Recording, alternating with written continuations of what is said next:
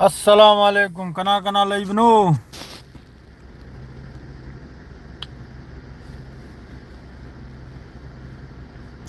सांगले लाइव थोलक तब से नहीं दी थोगलाम ने अदों को थबुक तनी हौजिकसु ड्यूटी लो इधर गाड़ी मनंग दे नुगाइम फमिमनी सी सुलेमान हबीब हॉस्पिटल हाइब सिनी डॉक्टर सुलेमान अल हबीब हर्ब मुस्तशफा दो हॉस्पिटल अभी दिन में अदरे सोम दसो लेरे महोगी सीनबू स्टाफ की नर्स की अमामगी बिल्डिंग मोय मे लेफमनी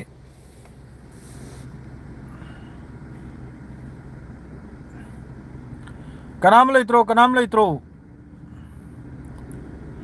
फेसबुक सीधी चागोर की फेसबुक वही करे फिर अकाउंट पायरेगा असेंग मचाम फाव लेखिद्रे फेसबुक से लोइना सेंग मचा तनिंगाई खरा यामदा परसेंटेज से सेंग दो मचा न ngамले फेसबुक से फेक अकाउंट पायरेगा दम दि लेते थोकलेगा असेंग बे अकाउंट ने थोकलेगा कमेंट तोरपगी दम दि लेते अदुगा नत्त पादबा अदु पावसी मैम द तहन जरमगे पावसी हौजी माइकई मरी दगिनी लाइसे गजा की मनुंगी पावनिको गजा दा ngarang na hal हॉस्पिटल लंगफक्ता स्ट्राइक तौबदुदा मकोइने सिजनखरिसि बंकर ब्लास्टर बम हारिबदु अदुनि सिजनखरिसे अहामबगी पावदा अनि सिजनबगी पाव फंगी तुंगदा उन यामना मसिंग यामखै सिजनदना अदुगुम हॉस्पिटल दुदा मकोइने स्ट्राइक से तौखिबगी पावने दो मदुगुम हॉस्पिटल दुदा हौजिक हाइरि बाहाइबु अबू उबैदा अल कासिम की थोकलेगा अल जजीरा मादरेदी अहमद स्टेटमेंट पीरी तो अदु अदरेदी यहया सिनवार की मनाव मोहम्मद सिनवार मखोय अनी से शहीद ओइहिबगी पावनी हौजिक माइके मेरी हौजिक सीनी हौजिक चर्चा द ओइरिसे अदुगा लोइनना अमक्का लेबनान की अल मयादिन हर न्यूज़ पेपर सिदना मक्का हायरी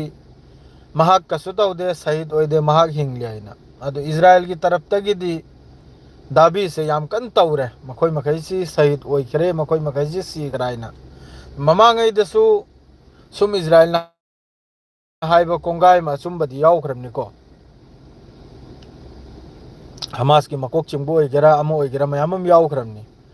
अदु अखोइना अइना अदुम खंजबै वानि सि यावख्रब्रा मखोइसे सिनेना खंजरिसे मखोइसे यावख्रब्रा सिनेना खल्लिसे माइकै मरी दगुबदी पावसे अदुम हायरे मखोइजी यावखिबगी पावनी नहलगी मखोइगी एयर स्ट्राइक तुदा अदु अल कासिम की तरफ तगी मादरैदी गजा की तरफ तगी मखोइना कन्फर्म से तौरक्तरे अब मखोइसे यावख्रब्रा यावद्रिब्रा से मादरेदी सोमदना ईरान ना हाइखरे ईरान के मथकता हम कद नौना संसन मयामम लगाइखरे अमेरिका ना मयामम लगाइखरे असिगा लोगेदे ईरान की तरफ तगी स्टेटमेंट हाइबुबु मखोई झुकी रोइसिनी मखोई लुक थोरोइसिनी अमेरिका की ममांगदा डोनाल्ड ट्रम्प नाम का नौबे स्टेटमेंट अमा मिडिल ईस्ट फमलेगा माना हारिबा हाइबुबु ईरान मनुंग सिदा लान तौद्रसु यारनी सिनी ईरान की मथकसिदा अदुगुम्बगी माना कैनोमा अखोइगी वाफम अमा थमगनी सिनी अदुरे ईरान न सुंबु याब तारगदे लान तौद्रसु याबै मोंगनि माना हारिदो अदुई मतुंगदनि अमका ईरान की तरफ ते स्टेटमेंट लाइदो नखोइनि ममांगदे अखोइ झुकी रोय हाइना लान तौरसु फै तौद्रसु फै हाइना अदरेदी सोमदे यूक्रेन की जेलेंस्की हाइब्रा करी हाइ नापिदम लेबदा अदुसु हौजिक तुर्की की करी हाइनि मखोइ मेके हाइनिंगद्रे अदुगा सीजफायर की कन्न वातानरी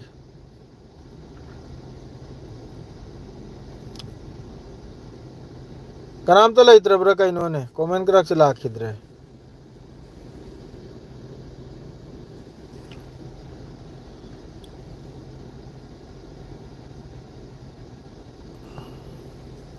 अखोइ इंडिया की सु मिनिस्टर अमा सुफिया कुरेशी की मरमदा लांगफांग तौरबदा सुप्रीम कोर्ट हाई कोर्ट यौनरमनी ꯃꯤꯅꯤꯁꯇꯔ ꯑꯃ ꯃꯊꯧ ꯃꯋꯥ ꯅꯠꯇꯕꯤꯗ ꯍꯩꯅꯨꯇ꯭ꯔꯦꯡ ꯁꯥꯔꯨꯕꯒꯤ ꯊꯦꯛꯀꯤꯔꯝꯅꯤ ꯃꯥꯁꯨ ꯃꯊꯧ ꯃꯋꯥ ꯅꯠꯇꯕꯤꯗ ꯁꯣꯝꯗꯅ ꯁꯍꯤꯠ ꯑꯣꯏꯔꯤꯕ ꯑꯩꯈꯣꯏꯒꯤ ꯃꯤ ꯀꯌꯥꯅꯣ ꯑꯗꯨꯒ ꯃꯈꯣꯏꯒꯨꯝꯕ ꯃꯤꯅꯤꯁꯇꯔ ꯃꯆꯥ ꯃꯁꯨ ꯑꯃꯃꯝꯅ ꯄꯦꯄꯥ ꯄꯦꯄꯥ ꯍꯥꯏꯅ ꯎꯜꯇꯥ ꯐꯜꯇꯥ ꯉꯥꯡꯉꯨꯔꯗꯤ ꯖꯦꯜꯒꯤ ꯆꯥꯛ ꯆꯥꯕ ꯇꯥꯕꯅꯤꯗꯅ ꯑꯗꯣ ꯍꯧꯖꯤꯛ ꯏꯖꯔꯥꯏꯜꯒꯤ ꯄꯥꯎꯁꯤ ꯌꯥꯝ ꯁꯥꯊꯤꯅ ꯅꯨꯡꯉꯥꯏꯇꯦ ꯀꯔꯤ ꯑꯣꯏꯔꯤꯕꯅꯣ ꯈꯪꯗꯦ ꯃꯁꯤ ꯑꯜ ꯃꯌꯥꯗꯤꯟꯒꯤ ꯇꯔꯞꯇꯒꯤꯗꯤ ꯍꯥꯏꯔꯤ ꯁꯤꯗꯦ ꯈꯣꯠꯇꯦ ꯑꯃ ꯇꯧꯗꯦ ꯍꯥꯏꯅ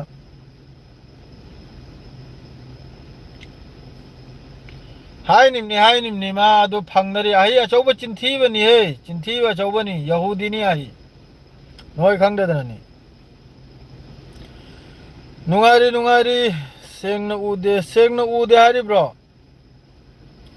ꯑब्ꯗꯨꯜ ꯑꯋꯜ ꯎꯔꯝꯅꯤꯗ ꯏꯂꯪ ꯂꯪꯃꯩ ꯎꯔꯝꯅꯤꯗ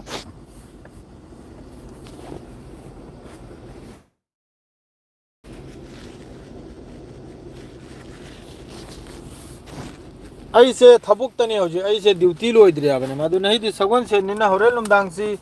ꯊꯣꯛꯂꯛꯄ ꯉꯝꯒꯅꯤꯔ ꯉꯝꯂꯣꯏꯔ ꯑꯩ ꯈꯪꯗꯦ ꯍꯥꯏꯅ ꯑꯩꯅ ꯍꯧꯖꯤꯛ ꯑꯗꯨꯝ ꯒꯥꯔꯤꯗ ꯐꯝꯅꯅꯦ ꯈꯔꯅꯇꯅꯤ ꯉꯥꯏꯔꯦꯗ ꯅꯣꯡꯃ ꯅꯤꯅꯤ ꯁꯤꯠꯇꯅꯤ ꯉꯥꯏꯔꯦ 15 दिन ꯂꯩꯔꯤ ꯈꯨꯠꯇ 15 दिन ꯃꯇꯨꯡꯗꯩꯗꯤ ꯄꯨꯔꯥ ꯃꯐꯝ ꯑꯃ ꯅꯥꯏꯈ꯭ꯔꯅꯤ ꯀꯅꯥꯝꯇ ꯂꯩꯔꯔꯣꯏ ꯌꯦꯠꯅꯅꯤꯡꯉꯥꯏ ꯏꯇꯣꯝ ꯈꯛꯇꯅꯤ ꯌꯨꯝꯁꯨ ꯂꯥꯛꯀꯦ ꯍꯥꯏꯅ ꯈꯜꯂꯤꯝꯅꯤ ꯑꯗꯨ ꯑꯜलाꯍꯅ ꯄꯨꯔꯛꯑꯒꯅꯤ ꯂꯥꯛꯀꯗꯧꯔꯤꯗꯣ ꯏꯁꯥꯅ ꯑꯗꯨ ꯆꯠꯀꯥꯔꯒ ꯌꯥꯝ ꯅꯠꯇꯦ ꯑꯜलाꯍꯅ ꯍꯤꯐꯥꯖꯠꯇ ꯄꯨꯕꯤꯔꯛꯑꯒꯅꯤ ꯂꯥꯛꯀꯗꯧꯔꯤꯗꯣ ꯂꯥꯛꯀꯦ ꯍꯥꯏꯅ ꯈꯟꯖꯔꯤꯕꯅꯤ ꯌꯨꯝꯁꯨ ꯑꯃꯁꯨ ꯑꯗꯨ ꯅꯈꯣꯏ ꯃꯌꯥꯝꯒꯤꯁꯨ ꯗꯨꯋꯥꯒꯤ ꯗꯔꯀꯥꯔꯅꯤ ꯊꯣꯛꯂꯛꯄꯁꯤ ꯃꯇꯝꯁꯤꯅ ꯍꯟꯗꯛ ꯃꯔꯛꯁꯦ ꯊꯕꯛꯁꯤ ꯈꯖꯤꯛꯇꯪ ꯆꯤꯜꯂꯨꯔꯦ इलेक्शननी अदुनी अताने न पॉलिटिक्स ने तौखरिबा खुलक खुंधासिदा एकदम अजाबनी अदुना हौजिकसु लोइद्री पॉलिटिक्स से हौजिकसु लोइद्री खंगिब्रने अदुना यामना युमलोमगा अदुम नैनबा खोनबा माद्रेदी अमा अखंग हैमाइगा अदुम फोन लांगसे अदुम तौनो खोनबा माद्रेदी हक्सांगसु खरसु ngамमुद्रे अदुना पाउ लांगसु फजना पिरकपा ngamde अदुई मतंगदा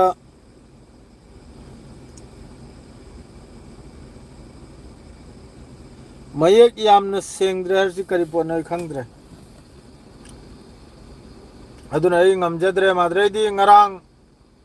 आई लोइने येंगी फेसबुक लाइव ता अखोय मणिपुर की इनाव अमा याम थोकप्र इनाव थोकप्र शहीद ओइदना लाकपदो याम साथिन नुंगाइते थमोइसे सेंगना हाइबदा मागे वारी मखैदो मागे लैमिनरंबा मागे चटमिनरंबा चामिनरंबा वारी मखैदो तारगा आरो हेना थमोइसी आरो डबल ट्रिपल हेना थमोइसे काइखरे सेंगना हाइबदा महाकी दमकता हमेशा दुआनी अमसुंग सैल्यूटनी महाकपु देश की दमकता महाकने मथाई कटखिपसे एक नंबर दा 2 नंबर दा अखोई महैसिबु खंगबीददना लैख्रमनी ममांगैदा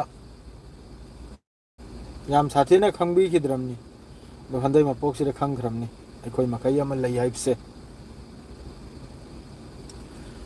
मई चाक पकड़ा मुत खरेदा इताओबी नहन्न मुत खरेदा मई चाक पकड़ा तो मुत्तना लोई खरेदा मुत्तना हौजिक नहल तारीख 13 13 दगी पूरा हौजिक डॉक्टर अमखना इजराइल मनुंग गजा मनुंग लेबा डॉक्टर अमखना हरबा चलता फिरता जहन्नम न्याय हौजिकता गजा से दुजक कुंबगी दुजक की मखलम की दुजक न्याय हौजिक कुनो कोंजिल कोयाम भाव था किद्रमनी कोंजिल कोयाम भाव था दे बिदा एयर स्ट्राइक तौरमनी रिफ्यूजी कैम अमा कैम सिदा डॉक्टर सिदा हॉस्पिटल करीम ते येंग दबी मखोई की नस्ल सिना जो फंग मीदो अदु न पुनसुजुप नखोई यागनु मखोई सिबो आई हान हाइबी होगे मखोई सिना फंगबा नस्ल मखोई सिना फंगबा ई सिबु न पुनसिदा यारकनु खंगिब्रने मोय सिदे हेने चावबो गुनागार मोय सिदे हेने चावबो मिनुंग सि लैखिद्रबा दुनिया सिदे लैत्रमनी अल्लाह न थारकपा इंसान सिदे मोय सिदे हेना मिनुंग सि पक्तबा मि से लैखिद्रमनी समना हाइबदा करियादि वा मयाम ngang रे कांदाबा समना हाइबदा मखोय सिगी जात मखोइसिगी इन फंगब सागैदा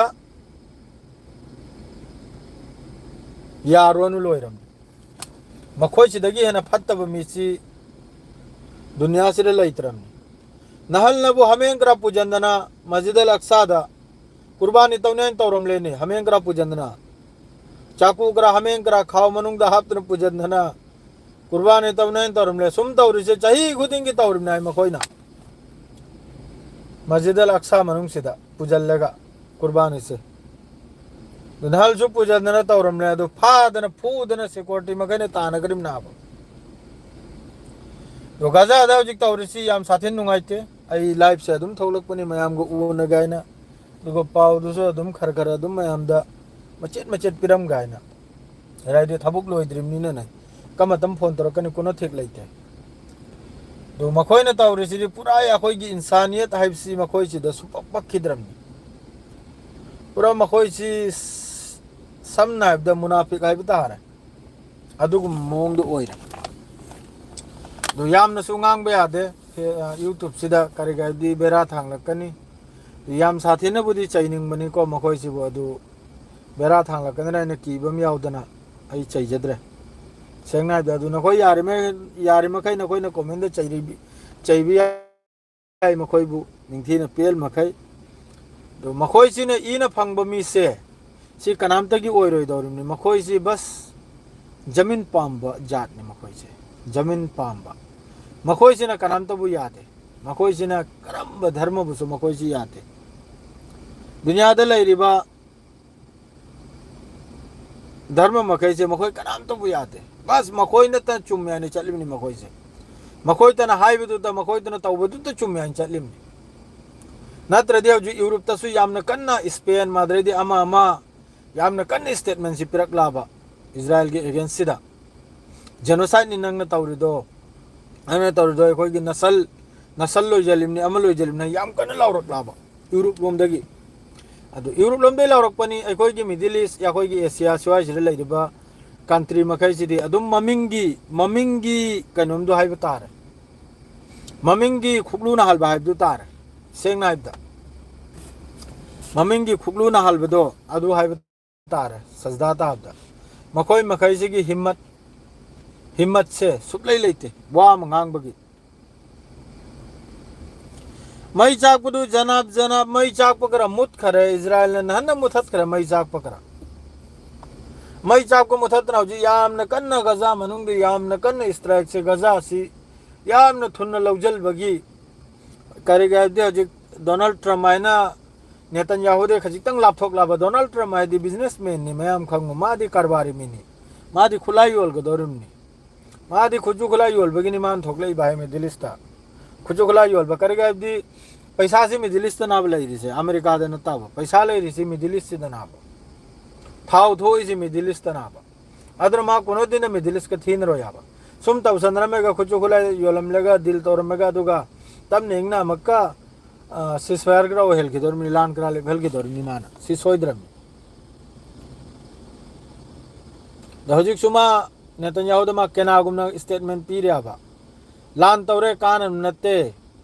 आइना सिसवायर हेनना आइना मी पुन मक्सी जोतो हमास की तरफ ते थादोरे भूमि मखै से माना ममिंग लौ करे मान लोइन सी दिल त सिसवायर दिल तो हलेगा लोइना मी मजे थादो ले इना बेट कमेंट और कनु कान रो सिदे थोलक लोइ लोइना ब्लॉग नि बेट कमेंट मखै हाना हाबी खंगी ब्राने चागोर चना की लमजे तो कनु मिनाई की ने मिनाई की सक्थुनाई थोगी लमजे तो कनु बेट कमेंट खंगी ब्राने नखोइ ने सिदा मैसेज डिलीट लाइन चल हाई बेट कमेंट गांग तनी खंगे तो ना नापित सा एमबीयू हाई ब्रो करी की संजल बिरैम नो एनिंग जे थोक चको तो ना थौता ब्रो हमका कारण तुरंत कमेंट तो नहीं तो खलिए नापित कर हुइनाव मजाना कोई चुमथोकनि नि खंगु सजई संबो सजई है तेगने कल गनि मिन कोई मी उसे तब दो मिसक खंगु उल्टा फलता ई गनु खंगे दना संबो सजई है तेग चिंथत कनि नि ननम यांगदुदा ममै मको खंग दमै चाइदन चेल गनि दो द्रैदि यूट्यूब तसु फेक अकाउंट सेमे कमेंट तो खलिने नापित सा ngamladi original tu dai falana ni fana macha ni nang na haru do karino nang na hadu karno ni iro udona na pi हुइनाउसा अदुरे खंगलो नंगुंबा नहोयगुंबा मानी यावबसिननिने दुनिया से वारिसे नहोयगुंबा अममि लेबसिननी उदे नहोयगी मैसेज में कोई दो उदे नखोने फत्त बीरक पुम कोई दो उदे उरो याबा गरे बिया कोई जो फिलसी तो सांग लाबा चाही फाजे लग लाबा कम तौरगा नंगी कमेंटो पहालगनी कम तौरगा थोलो है दुलो ने उई खंग याबा तौरगा ना बेकार फालतू दो खंग दना अदुनी कारण तुरंत तौरगा दे चौखत न बने लासु सोनबा माद्रे होजी इंपोर्टेंट हमगा कलकत्ता दा आइने फेसबुक तो थांगत गिमनी कलकत्ता दा मी लौरी फ्री रिक्रूटनी करीम तो पैसा यादो वीजा तुजा लोइन फ्री मोइन लोइन टिकट तुगत इंश्योरेंस मेडिकल लेबम चाबम लोइन पीरिमनी अदु कुमद्री थोगलोक लेगा कनम तो रे वक्की ngasi natro mayam da wak bil sisu inshallah soy da makki makhoi lauthok plagi ni si pura ya khoi wak bil gi against ni khoi ni lebi se athu bari lauthok waina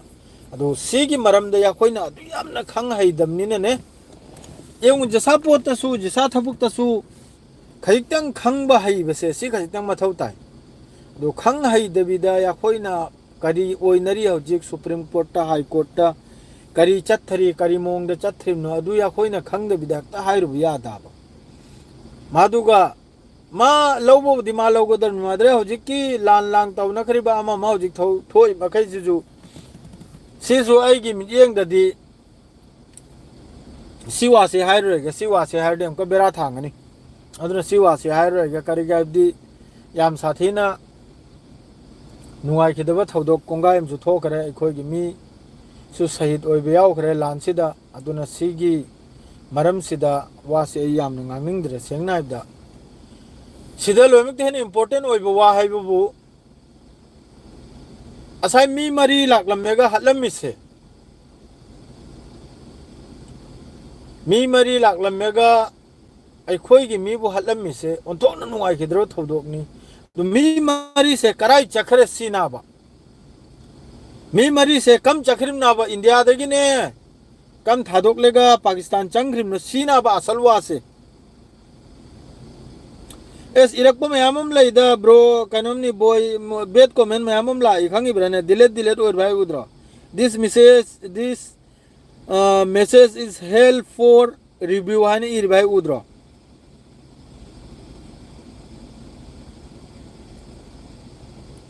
आइगुम message न तबु ma'am लापदो अदुगी नै ना हडो ma'am P the Facebook तो YouTube तो इस पाई गरे तो पाई गरे ने नप का ने नपला दिने मैम नपलक पने मे मदो नप लेगा हमका तौनिंग द्रे सेंग ना इस पाई गरे पा बग्र ngमद्रब नि सेंग ना द नंग मुनते दा इताव नंग मुनते द लैदा नंग करा द नंग करेगे तो गो दर बेत को नंग तो नंग सीनरे दो नाइगा करिवानो नंग हारे से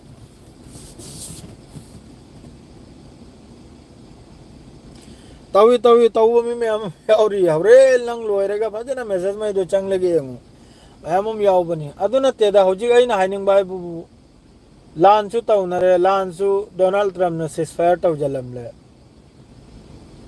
आइगी मीसु शहीद ओइरे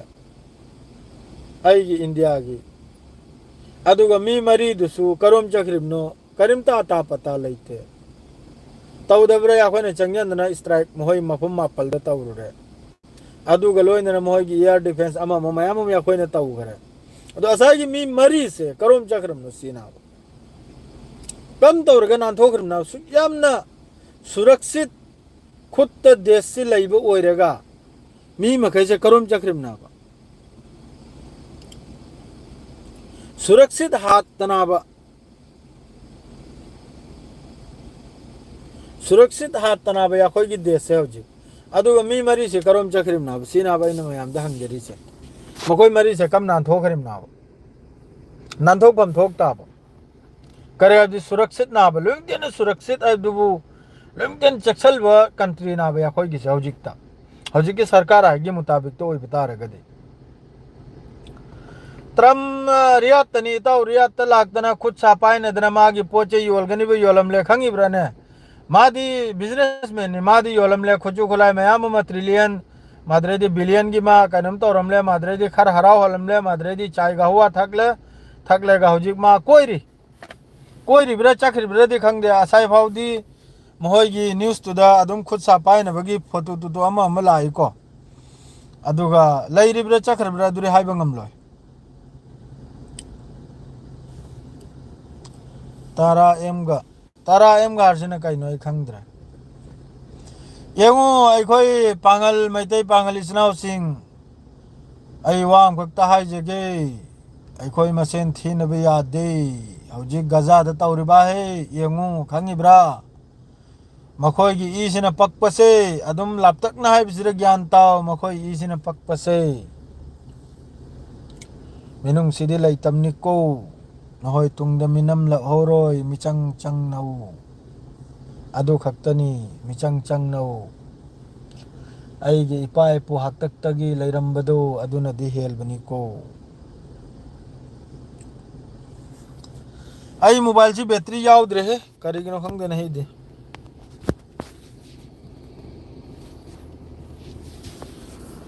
अदु हौजिक याम साथिन नुंगाइता बाय बुबु हौजिकी मी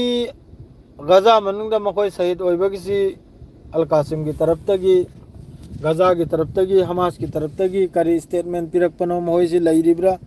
हिंगलिब्रा अदुई पाउदु ता गायना इसो साइदे ngaइरिमनी थीरिमनी हजु फाव अम फाव पिरकते पाउ से अम फाव थोलक्त्री रुका मतम थोलकदरनो अल्लाह ना खंगरा ngaइजरिमनी अदुगिदो अदु आई गाड़ी से स्टार्ट मुटकदौरे 4 मिनट तनी ngaइरे स्टार्ट मुटकनिबा उरेदना स्टार्ट मुटकदौरे करेगा ऐसु फना सांगे मा बोइनी स्टार्ट तौदन लैरिसे आई नक्ता मुथा चखरगे अदुनु इताव सिंह खंगिब्रने नत्ता पादब ngangnaganu फेसबुक तसु याम साथिना ngangnari तौगनु नखोय उल्टा फल्टा कमेंट तौनगनु अमबो अमना चैनगनु फजना नुक्सिनना लैनौ अदु खक्तने न हाइजिसे मयामदा अदु यारि मखैदे ममांगी वीडियो दसु हाइजेखिदे मयामदा